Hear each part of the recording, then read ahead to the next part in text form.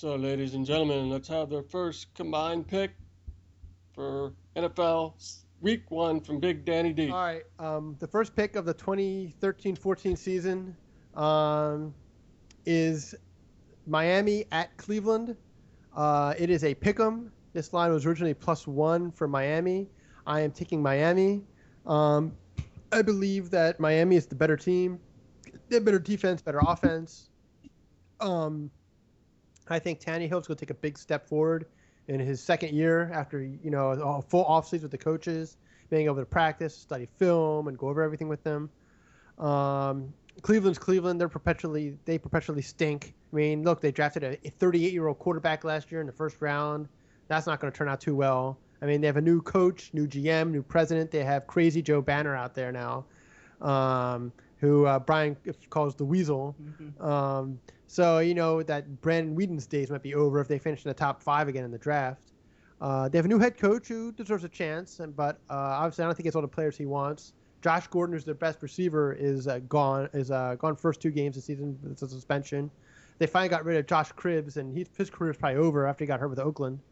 But I like Miami in this game. Obviously, it's a pick 'em. All they have to do is win outright.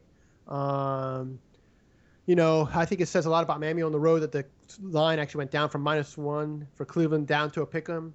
As I said, Miami, I think, has a better defense. They have Cameron Wake now and Deion Jordan coming off the edges. And I think Cleveland has a weak offensive line. They're going to try to run a lot with Trent Richardson, but you can't win just by running and running and running. It's not going to work. Brandon Weed's got to make some throws at some point. I'm not sure he can really do it with the weapons that he has, particularly. But as I said, Miami, I think, will win outright in this game, which is all that has to happen since there's not really a line here. Miami's not going to be a playoff team, but Miami should win this game, first game of the season. And the other thing, too, is Miami's lucky to play in Cleveland week 1 instead of week 11 or 12 or something. So the weather's going to be pretty docile in Cleveland, so it should be good for their passing game. Remember, you retired the Big O. No, remember the year he thought Kyle Bowler was the quarterback of the Ravens and it was Joe Flacco? Yeah, and remember we had to play the stadium game a couple times? Oh, yeah, because he didn't know. Yeah. Oh, the Vikings still play at Metropolitan Stadium. Wait a minute. What do you mean the Ravens? I thought they were the Cleveland Browns. Where do you get this Ravens from? Where do these Ravens come from? The Cleveland Rams are going to do great this year. Man, that Kyle Bowler, he's a Hall of Famer. First ballot, baby. Yeah. Or like the Columbus Dispatch said, John Elway threw 7 touchdown passes on Thursday. Yeah. You see that newspaper said John Elway threw 7 touchdown passes. No, I missed that. Instead of Peyton Manning. Who, by the way, I got to make a shout out to Ed Kuhn, if he's probably not watching this show, who said Peyton Manning stinks. And he went on through 7 touchdown passes. So there you go, Ed. He was one of, 6 or 7 to do that? Yeah. Yeah, he said he had a woman arm. Yeah. No. Yeah, that's for you, Ed Kuhn. Yeah, right. He only threw 465 yards and 7 touchdowns. It was like one of the best games ever. I'm surprised. He had 72 points. I'm surprised Chris Collinsworth didn't give him the old Chris Collinsworth Game of Your Life award that he gave to Tony Romo last year in the first game of the season that he lost. So. Yeah, I couldn't. I woke up when I looked at the thing. He had 72 points for one guy. Yeah. I don't think I've ever seen that. No, Michael Vick 2 years ago had 73 points for you, I think. Wow. That game against Washington. But anyway, that's the first pick of the season. Let's have our second combined pick from Big Brian B. Second combined pick. Me and Dan are gonna take San Francisco at home -4.5 over Green Bay. Me and Dan, when we were talking, we like the fact that Green Bay does not have a good defense. They lost a couple of their defensive backs from last year. I think one of them is a game time decision, but he's got a hamstring problem. And also the fact that San Francisco is playing at home. Dan said this is the last year at Candlestick. They're going to have a lot of emotion at the beginning of the game. They're going to come out fired up. Colin Kaepernick's second year, and quarterbacks always improve their second year. I think they're going to have some new wrinkles, like Dan said, for Kaepernick, because he knows like the basic part of the offense. And San Francisco's defense was number 2 overall last year. I think they match up well. And the fact that the Packers are one-dimensional, I think the 49ers can focus on the pass game and shut them down. And also, one interesting fact, I didn't even know this until I read that Aaron Rodgers was the most sacked quarterback last year. He was sacked 51 times. So, and Balaga is out for the whole year, their left tackle. So they're going to still have a hard time keeping Rodgers upright. Yeah, they're going to have to throw a lot in that game. And, they're right. They're going to try to run the ball, but I think San Francisco is going to be able to shut it down. So there you have your 2 combined picks for season 2013 to 14 from the sports picking gurus, NFL sports picking gurus. And you will be taking your Tampa Bay Rays tonight in Major League Baseball with the free pick. They've lost 6 in a row. It's always a little surprise bonus Take thrown Seattle in that game. Of course, you won't see this until tomorrow. Yeah, I'll take when the Seattle. game's over, Tampa Bay's been awful on that West Coast trip.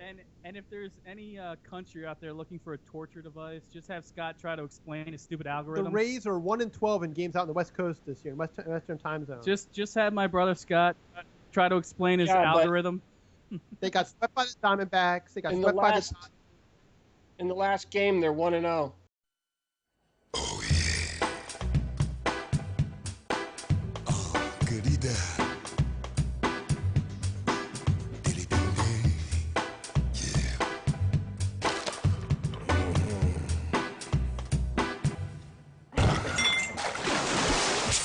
Han Premium Light. Some drink it because they're responsible. What? Others just love the taste. And ladies and gentlemen, we are back for the second half of Big Pick 4. And please patronize our sponsor. Don't know who it was. Thank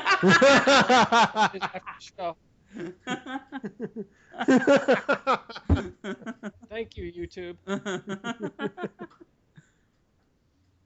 Now, as always, we start off. Do we do the man violation at the end? So, start off our second half of the show with the first guaranteed pick from Big Danny D. Let's have it. All right, my first Big D guarantee, which went 15-6 last year, by the way, folks. We'll see whether that's an anomaly or not. I could have set you up with a sound effect with that. Okay. You know, if you told me that in advance, we could have a little sound effect Okay. going on there.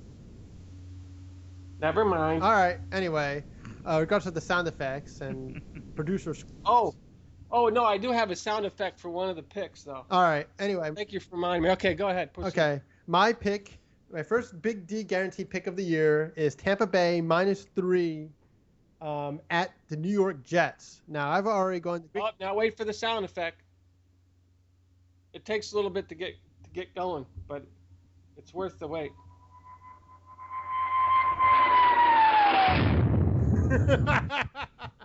Basically, yeah. That was a jet crashing. Yes, that's the Jets season in a nutshell.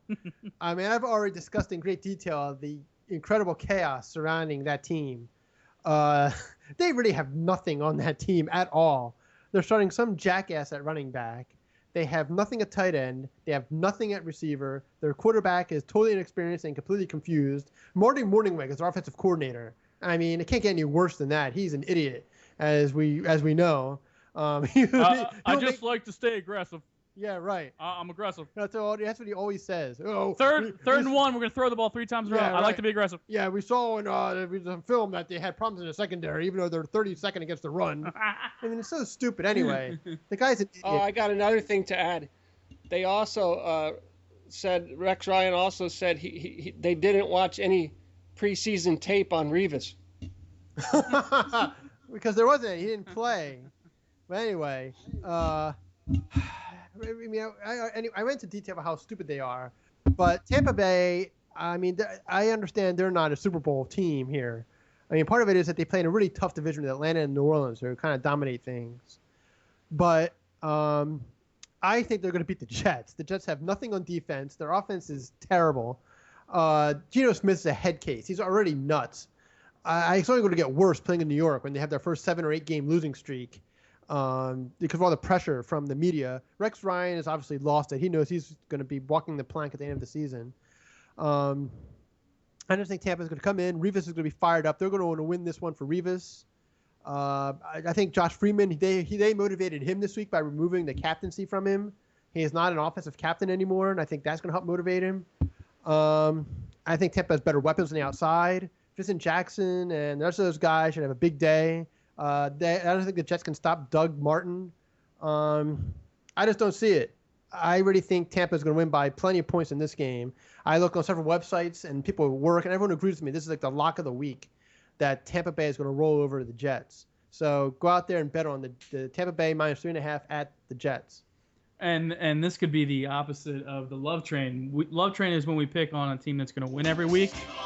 This could be the team we pick against every week. Yeah, I know. Them are the Raiders. The Jets and the Raiders.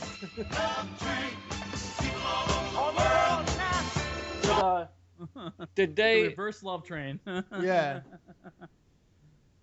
did they fire Rex Ryan's brother yet?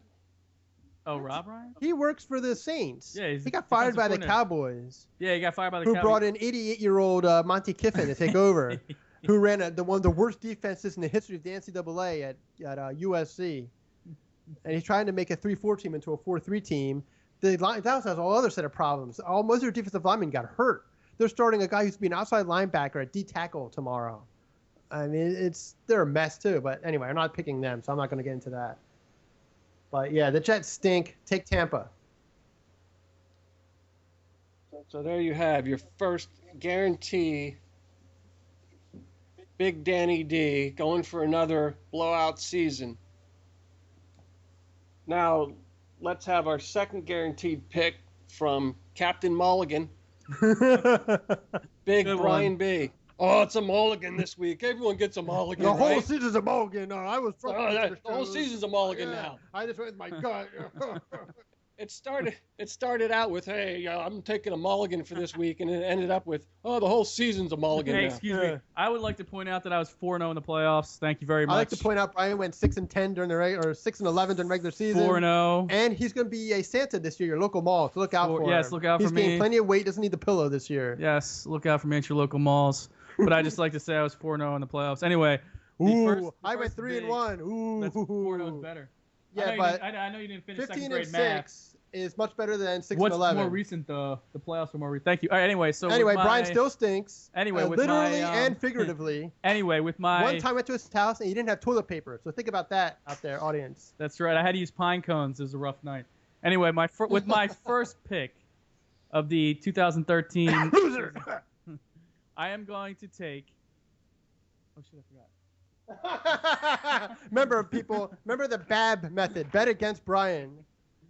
Okay, I remember now. The show's been on for like 8 hours. Yeah, remember Brian's 63 years old. There was a man in our track who's No, it was 63 who thought Brian was one of his contemporaries.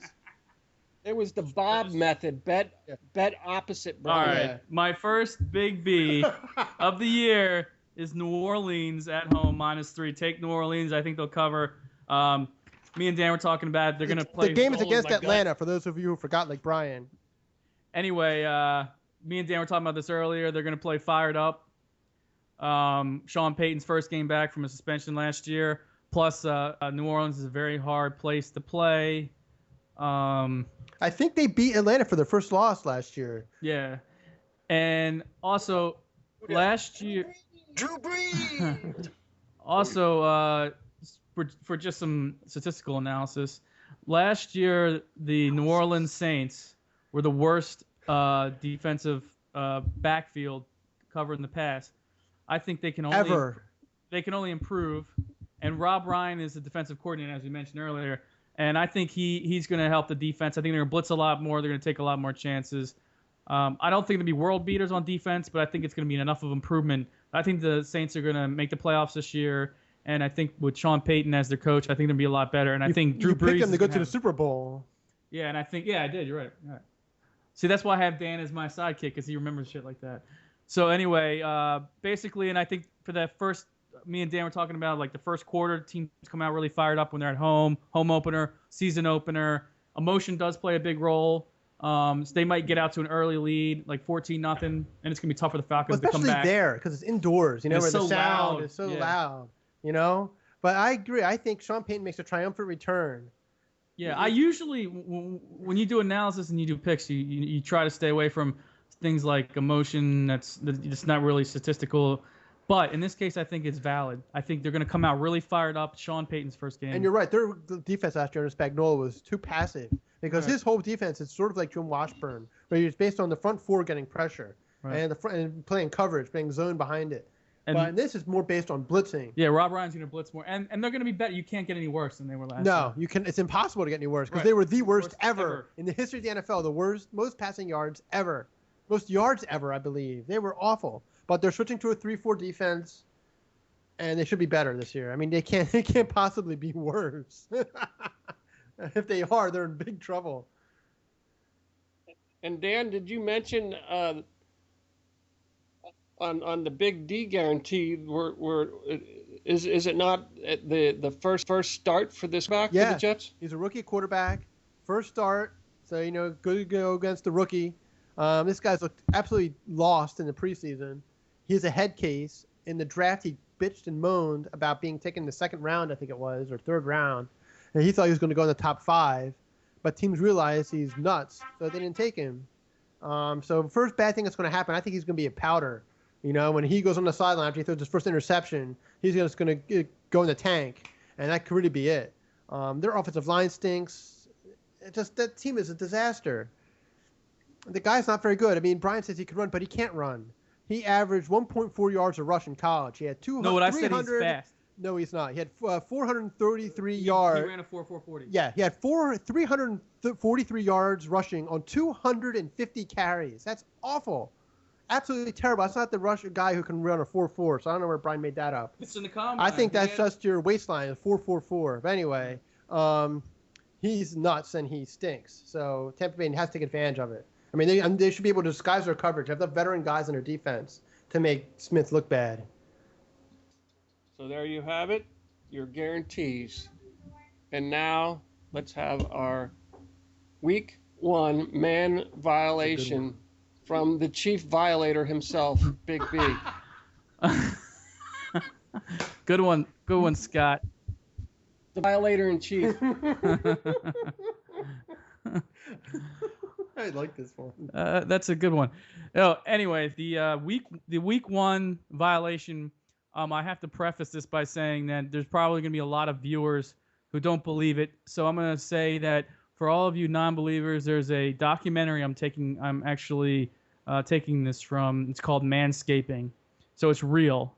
There's a product out there now in the last 3-4 years. It's been advertised and men buy it. It's pantyhose for men. It's real. If you don't believe me, watch Manscaping. But anyway, that is up there with capri pants. If you're a heterosexual male and you wear pantyhose, you should just come out of the closet, I think. Isn't it a violation to watch a show called Manscaping? First of all, man violation is my thing, and that's got nothing to do with. Well, I know, but I'm just saying. I was trying to help the audience out because it's hard to believe that there are such things. Because right now, Brian is quote unquote protesting cable, and he's watching Netflix all the time, and he guess he's desperate to watch anything, so he watches men shave each other.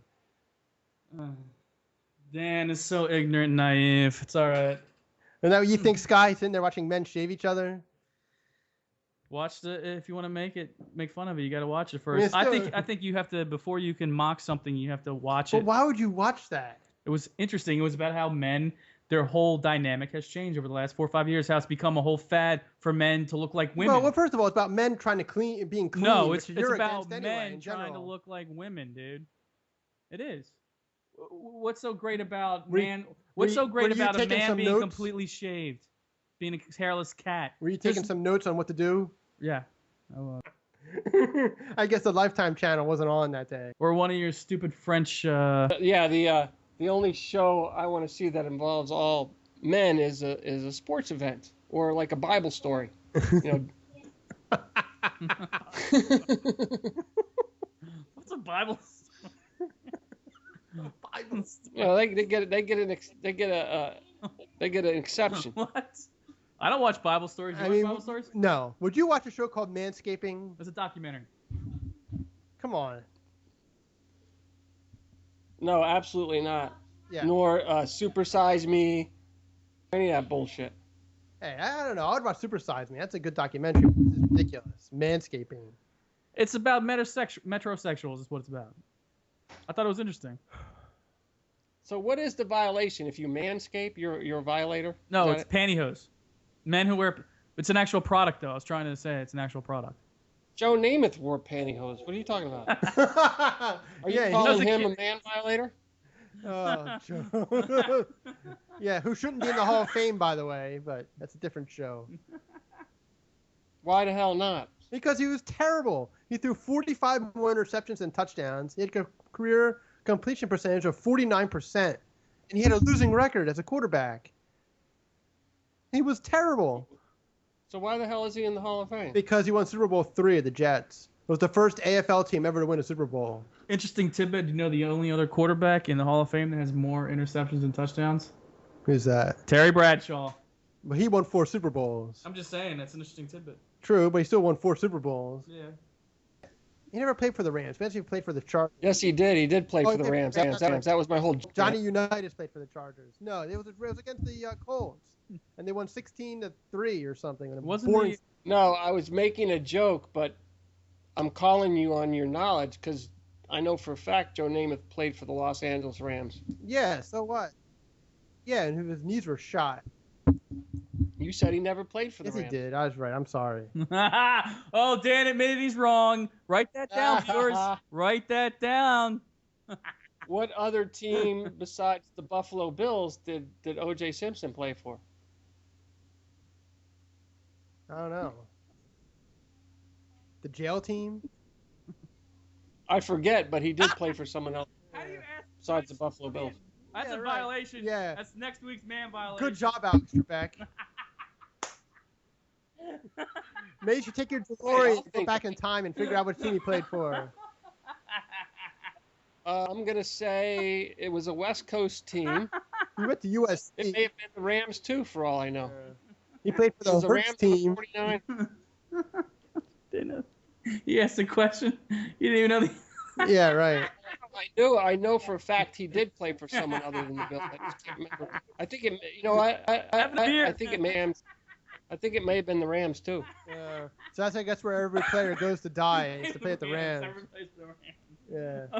Yeah, everybody played for the Rams. Did Troy Aikman end his career at the Rams? Joe Montana. And Yeah, he was the Rams. Dan looks like a snapping turtle. That was funny. For anybody at Rand Spears' office, I hope you're watching. That's funny. That's going to be Monday's discussion. Dan, the snapping turtle. Ryan watching Manscaping. For a man who doesn't believe in Dan showers. looks like a snapping turtle, everybody. Yeah, but I get to the office 2 hours before Brian does, so I have plenty of That's time. true. So as always, go out and buy some Beer. counterfeit goods from third world countries and import them into the USA, sell them on the streets. Take that money, place your bets on the NFL picks, and Score with Big Pick 4.